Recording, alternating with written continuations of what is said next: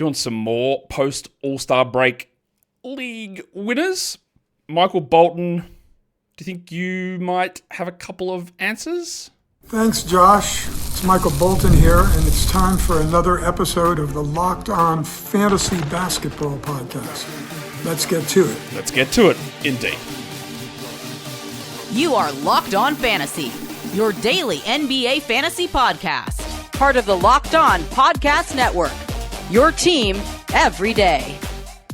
Hello and welcome to the Locked On Fantasy Basketball Podcast, brought to you by Basketball Monster. My name is Josh Lloyd. I'm not talking unless you're giving me land. I'm also the lead fantasy analyst at basketballmonster.com, and you can find me on Blue Sky, joshloyd.bsky.social, on Twitter at redrock_bball, on TikTok at redrock_bball, and on Instagram at Locked On Fantasy Basketball. Check out lockedondaily.com. Get the best newsletter for your favorite team dropped smack bang into your inbox 5 days a week for free. LockedOnDaily.com is where you want to go to do that. Also, double banging. Yep, we know that. It's your team every day. We're free. Platforms, we're all here. All right. I earlier today did a show which discussed a little bit more about the theories or strategies about what I'm doing here. So go check that out. It's about the Eastern Conference and some players to maybe look at as post-All-Star additions to the streamable Standard League universe. That's about as succinct as I can put that. And if you want to hear some more of my discussion on teams that are going to be tanking in the Eastern Conference, especially, go and listen to the start of that show as well. And now we're going to do the Western Conference teams. Not quite as many teams in this conference. It overall, obviously, is a stronger conference top to bottom.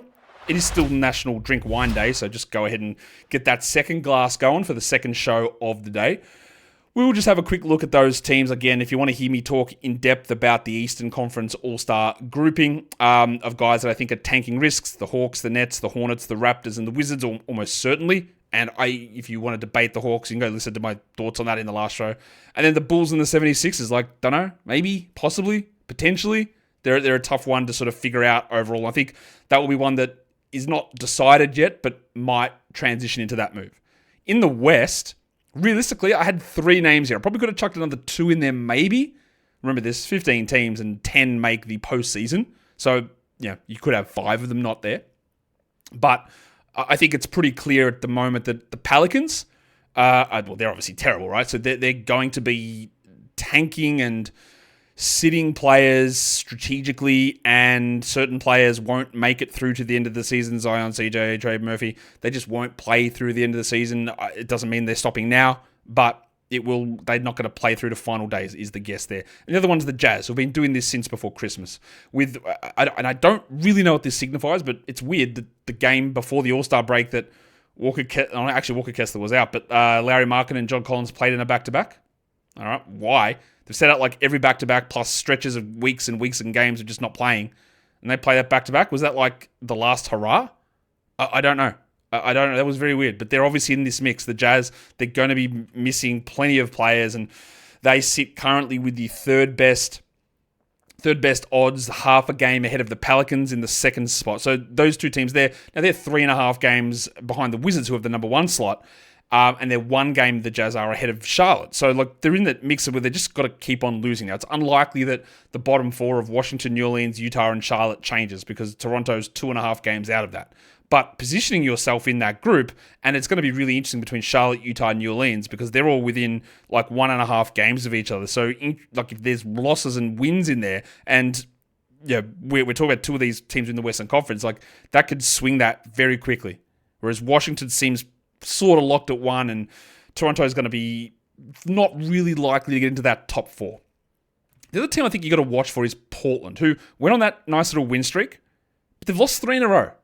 And now, this happens across the All-Star break, is teams sit down, coaching staffs, general managers, and they go, well, what are we doing for the remaining 30 games of the season? What's our plan? Can we make it?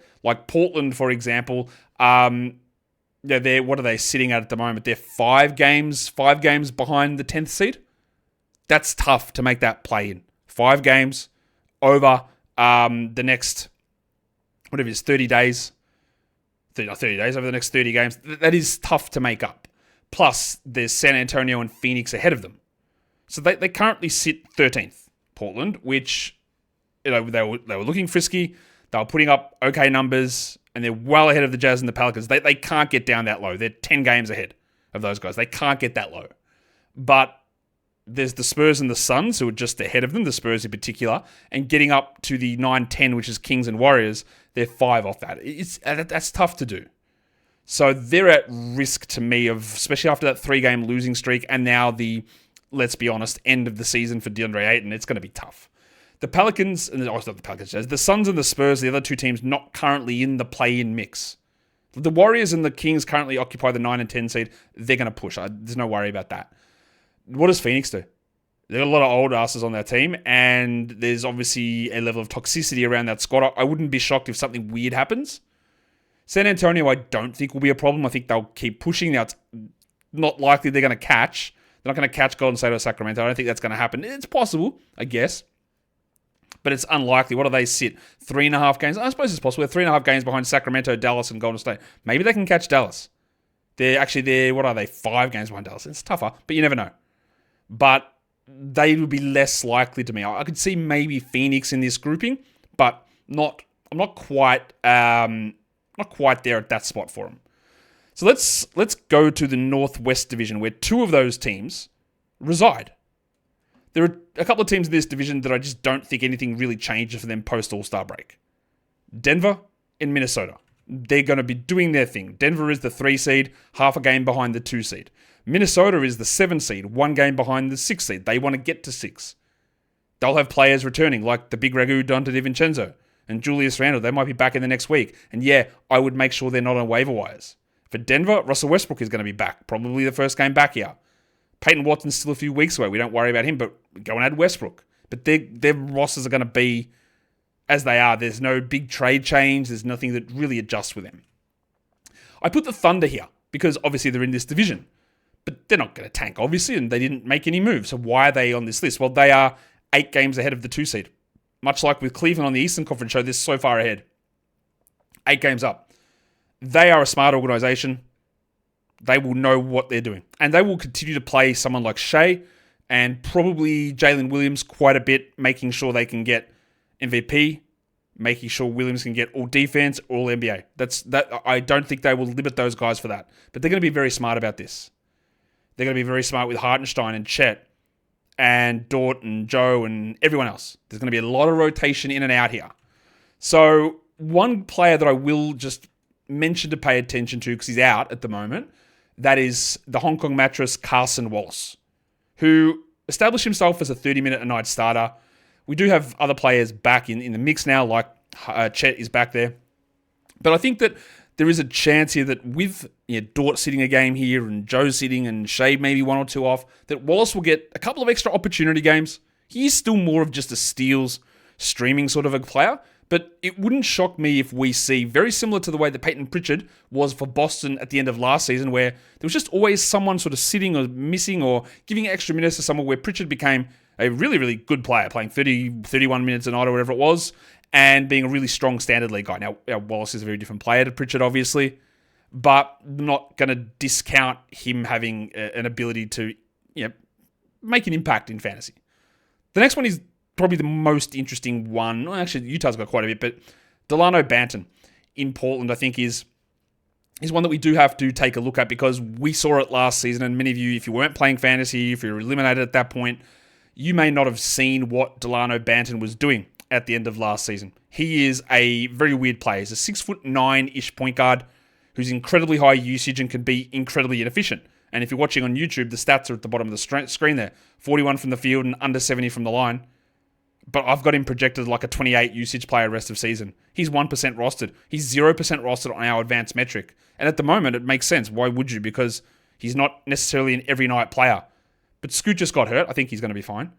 Simons, Sharp, Kamara, Avdia, Grant, who knows? This team has aggressively sat guys down the last 2-3 seasons. And while they had a little run, I'm not sure that holds. If you have stashability, and not everybody does, you should know by now if you have stashability. This man is available everywhere. And my projections don't love him. Like, I've got him projected 262nd because at the current point, I don't know if those other guys are going to be out.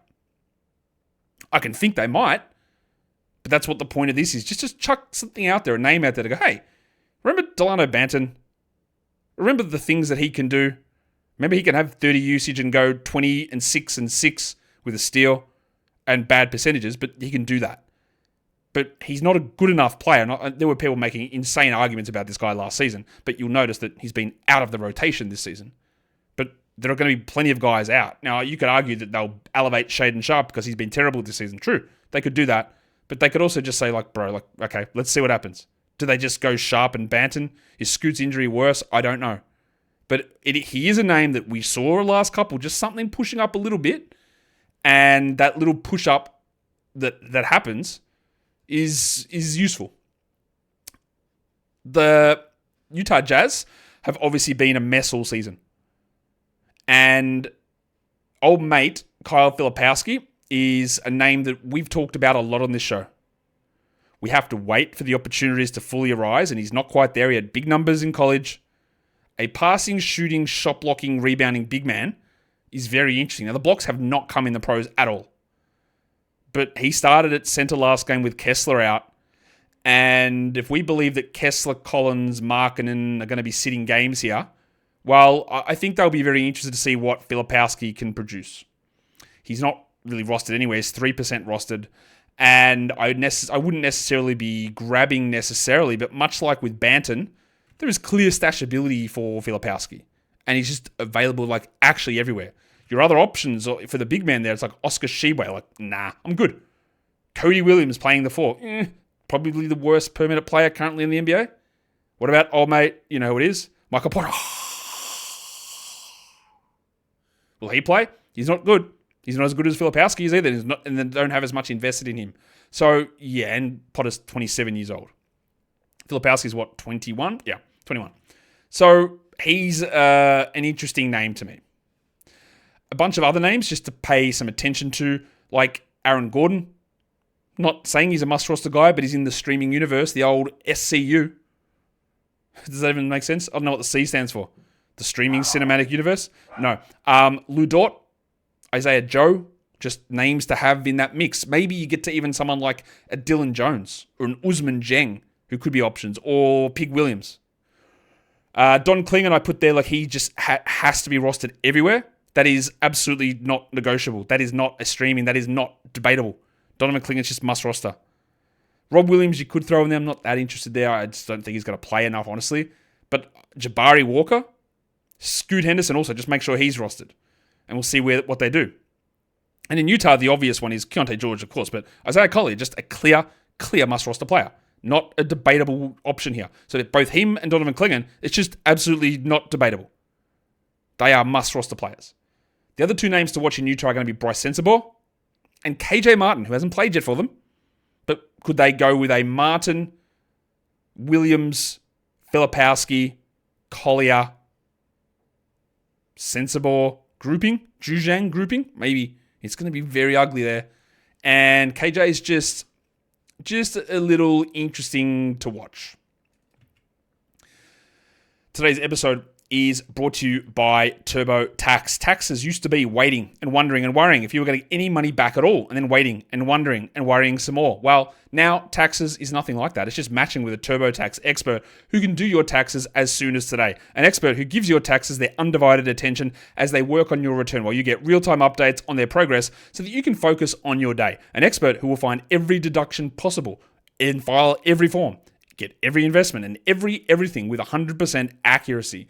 Or so you can get the most money back guaranteed.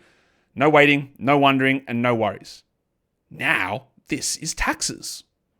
Get an expert now on TurboTax.com. Only available with TurboTax Live, full service, real-time updates only in iOS mobile app. See guarantee details at TurboTax.com/guarantees. All right, let's move into the next division. We're going to go to the Southwest Division. And we'll start here with the Dallas Mavericks. Because obviously it's pretty interesting that they have actually, without being hyperbolic, no centers left apart from a two-way contract player who old mate Jason, I'm completely in the dark. I know nothing about any of these trades and any of this front office high mystery intrigue kid doesn't want to play. So Kyler Kelly is not, he could be. The kid could sit down across the All-Star break and go like, okay, let's be honest. I don't know anything. I'm just here watching the games. Can you guys tell me, are these other players going to play? Oh, they're not. Okay, maybe I do need to try Kyler Kelly. He could be doing that. He won't be, but he could be. But it is worth mentioning, and a lot of people have looked at this, is that last game, Kessler Edwards played 40 minutes. He was pretty good in those minutes. He's a player that I've liked as a rotation-ish level player since he was drafted, basically. He sort of bounced around in Brooklyn, Sacramento, now in Dallas. And people think that he's going to hold down this center spot. I don't think that's the case. It's going to be PJ Washington. Washington's going to be their starting center. Right? I'm pretty confident of that. Now, Kessler might start at the 4, absolutely. But the thing you need to be very aware of here, he has 14 games left on his 2-way contract. And they do not have the money, they do not have the salary cap space to convert him to a full contract. So he could play 14 in a row, sit out a bunch of games, and then wait until there is a time when he can be converted where that makes sense and he fits under their hard cap. But at the moment, he has 14 games left, Kessler Edwards. So he can't play every day. So he is, and very much, is he a guy we consider a must-grab, must-hold player? Absolutely not. He's in the streaming grouping of players, and when PJ returns, that's going to be 38 minutes or 37 minutes of somebody who takes away from him, who's not going to play every game, Kessler Edwards, and someone like Olivier Maxence Prosper. Now, I do have Edwards there because I think he's a better player than Prosper. But we have to be aware of that, unless we see something different happen, and I've completely misread this, and I don't think I have, that they can just convert him to a full contract. Again, I'm pretty sure they can't because of the hard cap, but we need to watch that because I just don't think that he's going to play all these games. But that might be happening for you in the middle of fantasy playoffs, that he plays his games, or they sit him out when PJ returns, he comes back and plays it out, gets converted, plays it out. Possible. They will be, I take that back. If they were a competent front office, they would be playing that out right now. But, stuff happened. So I'm not sure that I can fully trust that they're going to be able to do the right thing. But Edwards is the guy still to watch. Absolutely not a must-roster player. PJ Washington is. Dinwiddie isn't. Clay isn't. PJ is. Max Christie is as well, by the way, just in case you're wondering about that. Houston doesn't have anybody in this position because the Rockets sit in the 4 seed. Did you know that? They're half a game up on the Lakers in the 5 seed. They want to keep winning. They will want home court advantage. They are going to make the playoffs, I'm guessing. They are what? They're 3.5 games up on the 7. So they actually just need to keep going. And a little bit of a swoon from them with Jabari out, but more importantly, with Van Vliet out. And if both of those guys return, well, you're just going to have the same rotation, just more crowded. So nothing appeals there in Houston.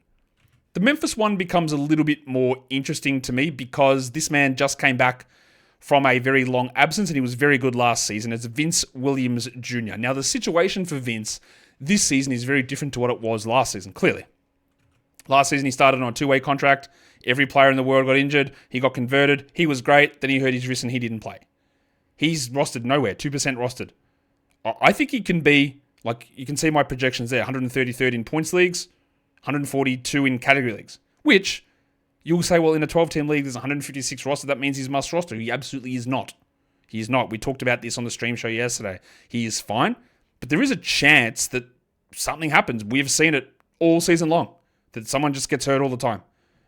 And if Vince plays 32 minutes a night with a usage player out, then he might move into that zone.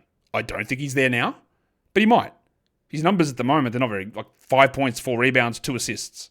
His shooting numbers are horrific. It's very, very low sample size stuff. But he's probably the guy ahead of G.G. Jackson, yes.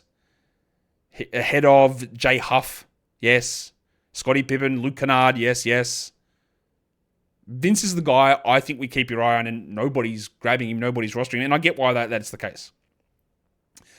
In New Orleans, I do, and you saw this picture already, but Karlo Matković.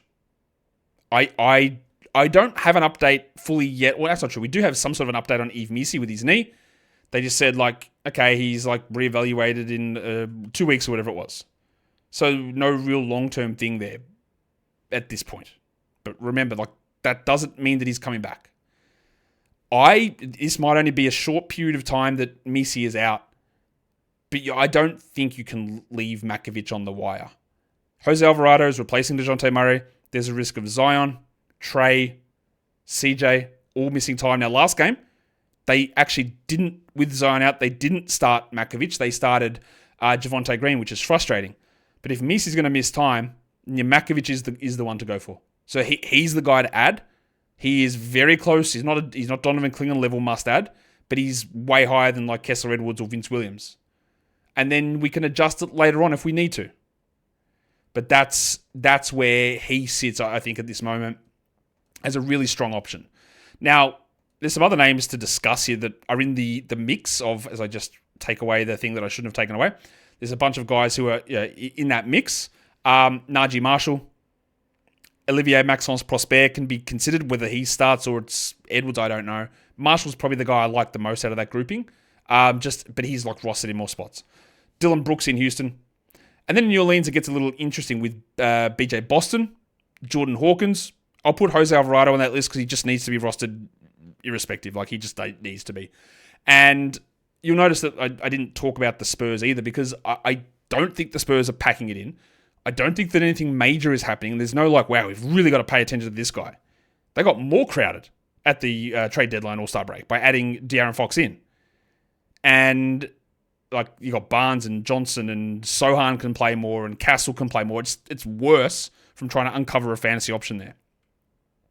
Hawkins and Boston. Boston's also in the two-way situation. I'm just going to double check on his games played. Unless he got converted and I missed it. I don't think he did. No, he did actually. My bad. He did get converted. So my bad. He has been. He's had his contract converted.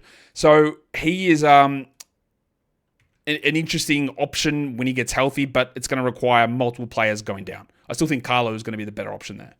And then in San Antonio, if they do decide to pack some stuff away, Julian Champagny, and the one to watch with Victor Wembanyama because Charles Bassey's dealing with a knee injury and Zach Collins is gone. It's Sandro Mamukelashvili. Now, they signed Bismack Biyombo on a 10-day. That doesn't really matter that much. If they are deciding to go into development, then it will be Sandro, and he will Sandro Mamukelashvili. I didn't want to put him there because I don't think that the Spurs are shutting down, and I'm not predicting random injuries. I can't do that.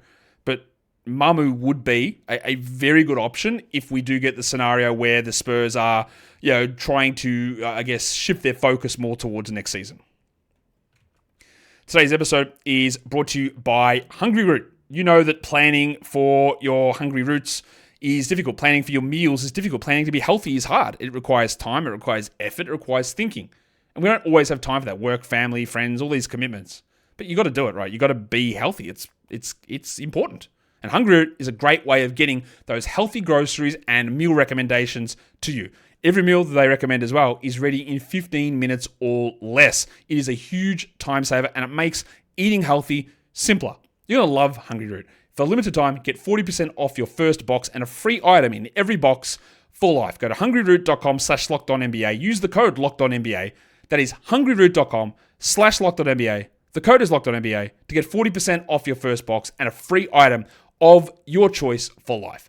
hungryroot.com/LockedOnNBA. Code is LockedOnNBA. Don't miss out. And as they say, there's nothing better than Hungry Root.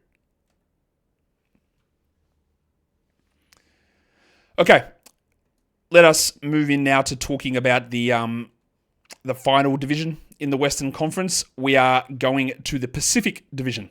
And we'll start here with the Golden State Warriors because they obviously made a big deal at the All-Star break. They brought in Jim Butler. We know this. Jimmy Butler is there now. But that doesn't mean that things are settled because we've still got to reintegrate John Kuminga into this lineup. And we'll see what they do. Will they start Draymond, Kuminga, Butler, Curry, and then Podziemski? Probably.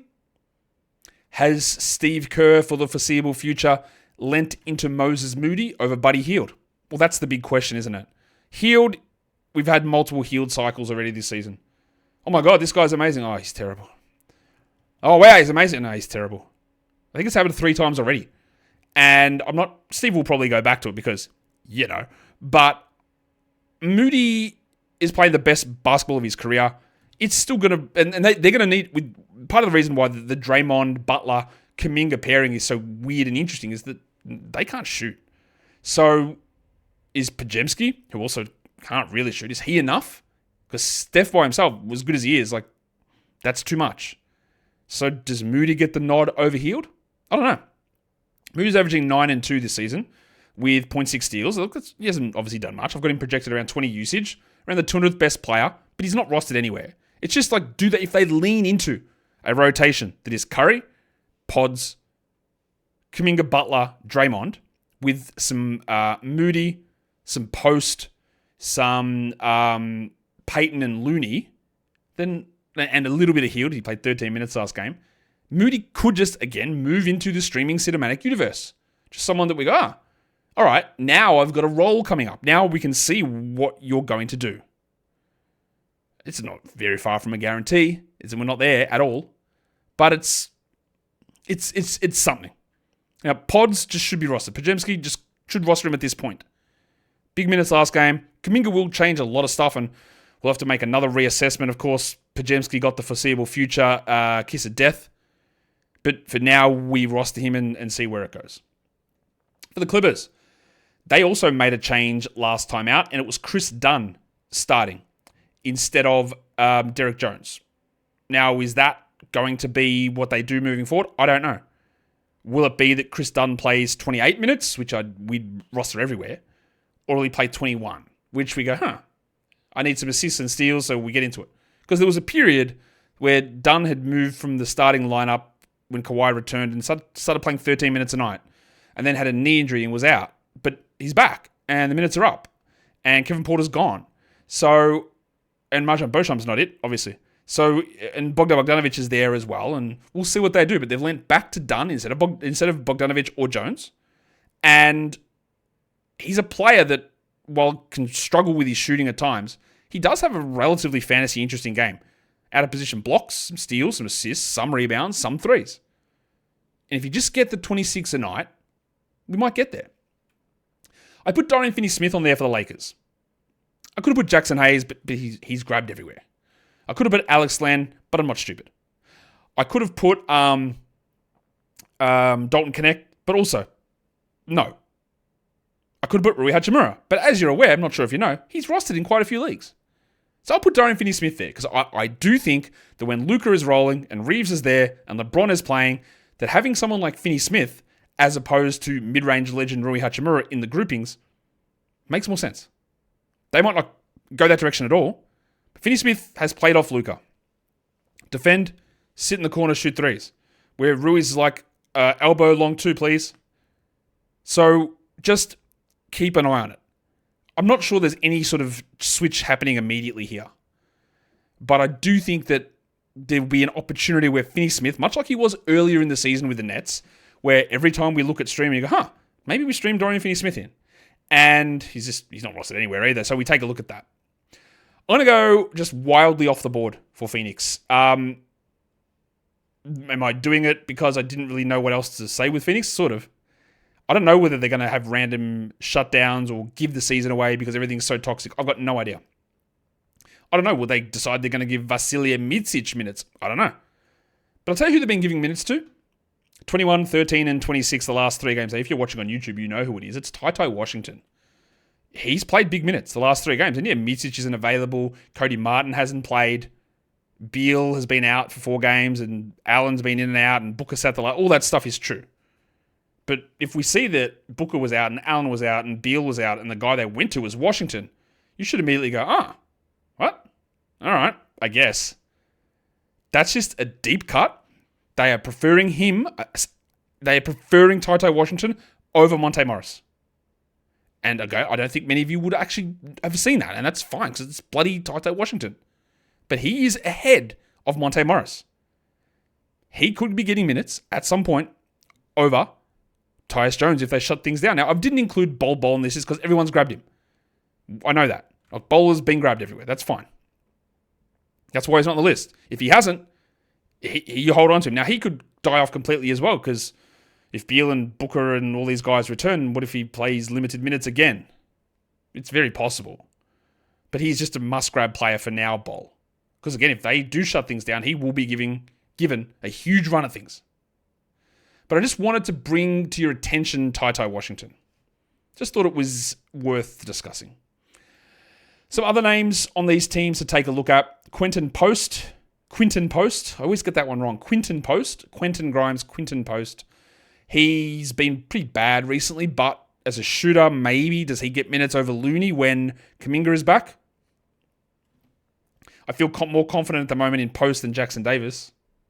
So yeah, just keep an eye. Ben Simmons was great in the last game for the Clippers. The amount of people that jumped up, oh man, we must add Ben Simmons. I don't think so. We saw Ben Simmons playing all season for Brooklyn.